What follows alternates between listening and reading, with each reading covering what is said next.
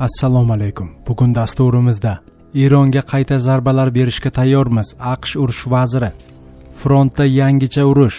Rostovdan Qrimga boradigan yo'l ajal makoniga aylandi.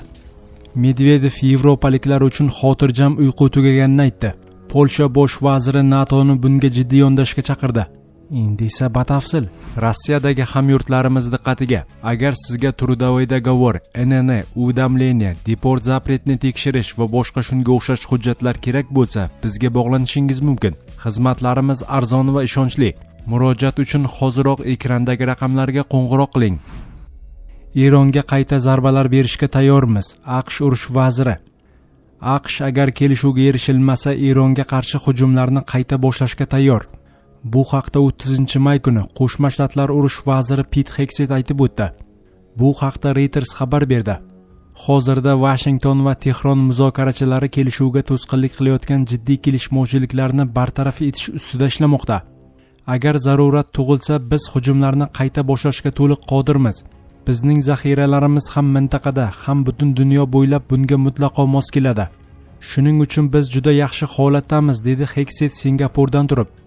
Hegseth Osiyoning mudofaa bo'yicha yetakchilari, harbiylari va diplomatlari ishtirok etadigan asosiy forumi Shangri-La muloqotida nutq so'zladi. Uning ta'kidlashicha, AQSh Eron bilan urushga kirishganiga qaramay, Osiyo Tinch okeani mintaqasidan yuz o'girmagan. Biz bir vaqtning o'zida ikkita ishni qila olamiz. Biz mudofaa sanoati bazamizni jadal rivojlantirmoqdamiz. Tez orada o'q-dorilar ishlab chiqarishni 2, 3, hatto 4 barobarga oshiramiz. Bu dunyo bo'ylab barcha tezkor rejalarimizni to'g'ri moliyalashtirishni ta'minlash uchun amalga oshirilmoqda, deya qo'shimcha qildi u. Pentagon rahbarining so'zlariga ko'ra, prezident Donald Tramp sabr-toqatli va u Eronning yadroviy qurolga ega bo'lmasligini ta'minlaydigan ajoyib bitim tuzmoqchi. 29-may kuni Tramp Eron urushini tugatish bo'yicha taklif yuzasidan yakuniy qaror qabul qilishini ma'lum qilgan edi. U buning uchun Oq uyning maxsus xavfsiz xonasida uchrashuv o'tkazdi. Ushbu taklif aprel oyi boshida o'rnatilgan sulh muddatini yana 60 kunga uzaytirishni ko'zda tutadi. Bu muzokarachilarga mojaroga butunlay chek qo'yish uchun vaqt beradi.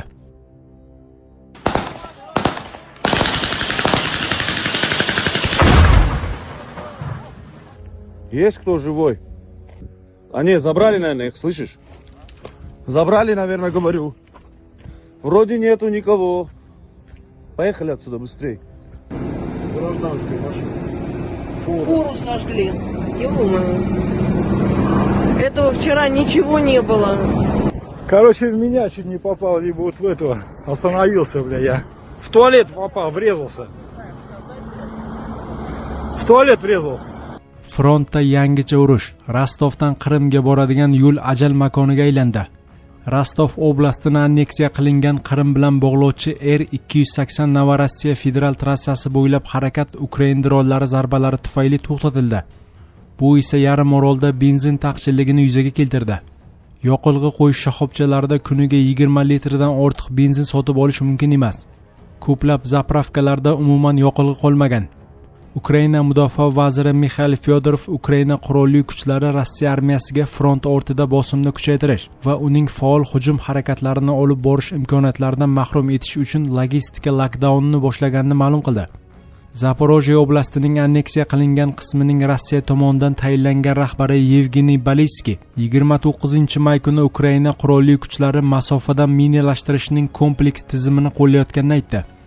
Dronlar portlovchi qurilmalarni yo'llarga joylashtirib chiqadi va harakat qayd etilganida ular ishga tushadi.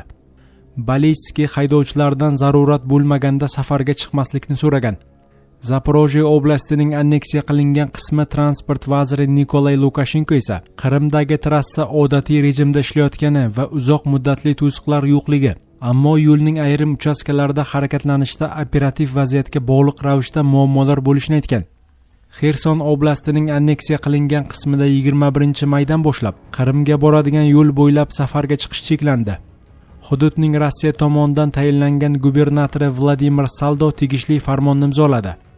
Harbiy yuklar, yoqilg'i, dori-darmonlar va tez buziladigan mahsulotlarni tashiydigan transport vositalari bundan mustasno. 29 may kuni Saldo, Xerson va Zaporojye oblastlari chegarasida dron tomonidan qo'yilgan mina portlashi oqibatida KAMAZ haydovchisi halok bo'lib, yana bir necha mashinaga shikast yetkazgani haqida xabar berdi. Minalar yo'lning qatnov qismiga va yo'l chetlariga tashlangan. Ular harakat vaqti ishga tushadi. Shuning uchun fuqarolik transporti uchun ajalvor xavf tug'diradi, deb yozgan Saldo Telegramda. BBC jurnalistlari bilan suhbatlashgan ekspertlar Qrimga boradigan yo'lni Ukraina drollarining asosiy nishonlaridan biri deb atashdi. Atom Mundi tahlil markazida ishlovchi Osin tadqiqotchi Kleman Molinning hisob-kitoblariga ko'ra, trassada 150 ta avtomobil yo'q qilingan. Bu faqat u tekshirib tasdiqlay olgan ma'lumotlar, aslida esa yo'q qilingan mashinalar soni 2 barobar ko'p bo'lishi mumkin. Balistik dushman Qrimga quruqlikdagi yo'lakka zarba berish orqali blokada illyuziyasini yaratishga harakat qilayotganini aytgan.